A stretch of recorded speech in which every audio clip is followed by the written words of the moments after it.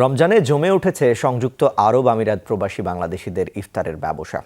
মূলত বাংলাদেশি মালিকানাধীন দোকানগুলোতে পাওয়া যায় বাংলাদেশের জনপ্রিয় সব ইফতার আইটেম। দেশটিতে বসবাসরত বিপুল বাংলাদেশির কথা মাথায় রেখেই দেশি খাবারকে প্রাধান্য দেন তারা। এমনকি তাদের বেশিরভাগ ক্রেতাও বাংলাদেশি। সংযুক্ত আরব আমিরাত থেকে সহকর্মী মেহেদীর প্রতিবেদনে বিস্তারিত। রমজান এলেই সংযুক্ত আরব আমিরাতের বাংলাদেশি রেস্তোরাঁগুলো পরিণত হয় ইফতারের দোকানে। এছাড়া মাস জুড়ে বেশ কিছু অস্থায়ী ইফতারের দোকানেরও দেখা মেলে। বাহারি ইফতার সামগ্রীর পসরা সাজিয়ে বসেন ব্যবসায়ীরা। করোনার কারণে গেল কয়েক বছর রমজানে তেমন ব্যবসা না হলেও এবার আবারও জমে উঠেছে বেচাকেনা। বাংলাদেশি মালিকানাধীন দোকানগুলোতে মূলত পাওয়া যায় পেঁয়াজু, জিলাপি, হালিম, বেগুনি সহ বাংলাদেশের জনপ্রিয় ঐতিহ্যবাহী সব খাবার। প্রবাসের মাটিতেও বাংলাদেশি খাবারের স্বাদ দিতে এই উদ্যোগ।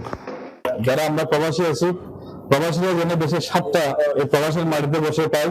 বাংলাদেশের সমস্ত রকমের ইফতারি আমরা এখানে বিক্রি করে থাকি। আমাদের ইফতারিগুলা সবাই বাসায় নিয়ে ইফতারি করে, সবাই বাসায় রহমান ইফতারি, বাংলাদেশি সবগুলা আইটেম ইফতারি সবগুলা সবাই নিয়ে ইফতারি করে। সেটা আমাদের পার্টি হল রয়েছে, চাইলে যে কোনো প্রোগ্রামে ইফতার পার্টি আমরা এখানে অ্যারেঞ্জ করতে পারি। আমরা আমাদের সেই ব্যবস্থা আমরা এখানে রেখেছি। সংযুক্ত আরব আমিরাতের বেশিরভাগ প্রবাসী বাংলাদেশি পরিবার ছাড়া বাস করেন। কর্মব্যস্ত দিন শেষে বাসায় ফিরে ঘরে ইফতার তৈরি করা অনেকের জন্যই অসম্ভব, আর তাই ইফতারের দোকানগুলোই তাদের ভরসা। যারা এখানে বাংলাদেশি আছেন, যারা ফ্যামিলি নিয়ে এখানে থাকেন না, তৈরি করতে পারেন না, তারা আমাদের এখান থেকে ইফতারি নিয়ে ইফতার করে।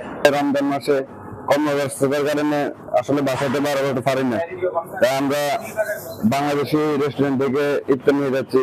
বাঙালিদের যেসব দোকান আছে এইসব দোকানে বিভিন্ন রকমের পাকোড়া, পেঁয়াজু, বেগুনি, বিভিন্ন রকমের আইটেম বানানো হয়, এগুলা দিয়ে আমরা ইফতার করি। রমজান জুড়ে কমিউনিটিতে থাকে ইফতারের নানা আয়োজন। রেস্তোরাঁগুলোতে তাই রয়েছে একসাথে দল বেঁধে ইফতার করার ব্যবস্থাও।